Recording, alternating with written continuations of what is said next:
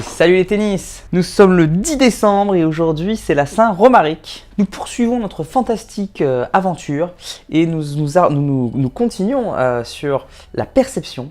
Et après avoir vu l'anticipation hier, nous attaquons aujourd'hui à quelque chose qui est primordial, la lecture de trajectoire de balle.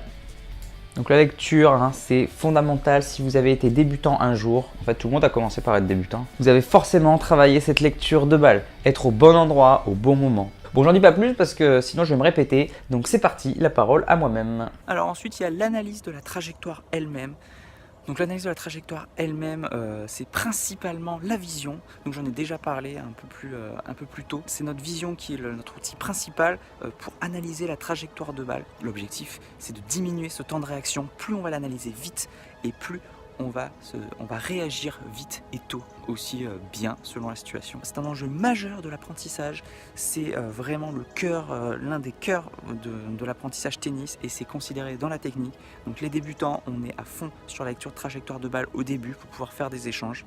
Ensuite, il y a un développement technique bien sûr et même les pros sont toujours en recherche de la trajectoire adverse. Bon, eux, ils sont un peu plus dans l'anticipation de cette trajectoire grâce aux repères de l'adversaire, mais en tout cas, ils sont quand même dans cette trajectoire et réagir le plus tôt possible. Ce temps de réaction est primordial. Donc bien sûr, c'est un apprentissage, il s'apprend, ce n'est pas inné. Donc plus vous allez passer du temps et plus vous allez progresser. Donc la vision se fait par notre vision centrale, mais aussi périphérique selon les situations. Elle peut aussi se faire de manière auditive, principalement pour nous, le commun des mortels, par les effets. Quel effet a été utilisé en face? Pour les dards de ville, on peut aussi analyser la trajectoire de balle grâce au son, mais c'est quand même un autre niveau, c'est quand même plus compliqué. On va rester basique ici, mais sachez que ça existe, que c'est possible. Donc souvent on dit que les débutants, ils commencent à analyser la trajectoire complète de la balle après rebond, une fois qu'elle a été faite, ou juste avant le rebond, et que c'est pour ça qu'ils sont souvent en retard.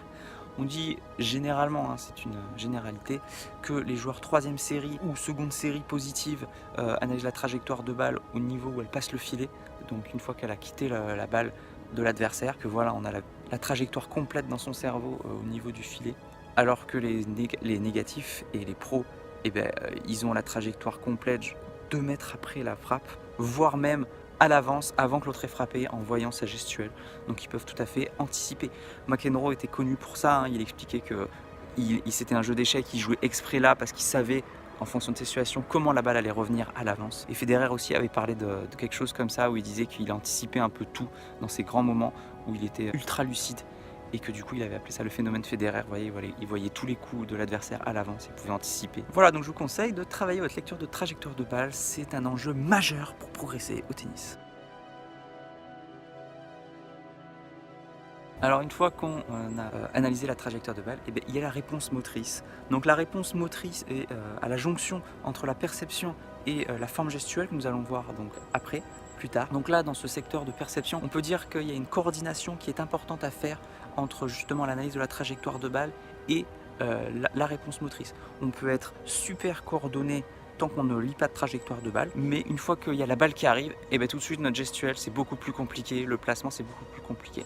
Donc avant de parler de forme gestuelle concrète, il y a ça qui est important, c'est cette coordination entre les deux, savoir gérer la trajectoire et la réponse motrice en même temps.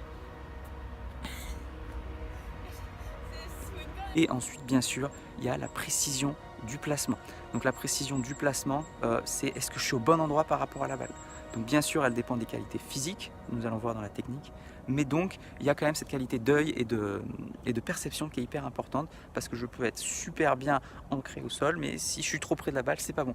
Donc le placement par rapport à la balle est vraiment capital, et bien sûr, en tennis, vous le savez, c'est hyper important, tout le monde le travaille, ce placement. Le débutant a sa priorité absolue, rester en équilibre, être au bon endroit, dans le bon timing par rapport à la balle, alors que le pro va chercher le plan de frappe devant, à chercher la fluidité, le timing, le tempo, pour pouvoir frapper le plus fort possible, et être surtout très précis dans sa frappe.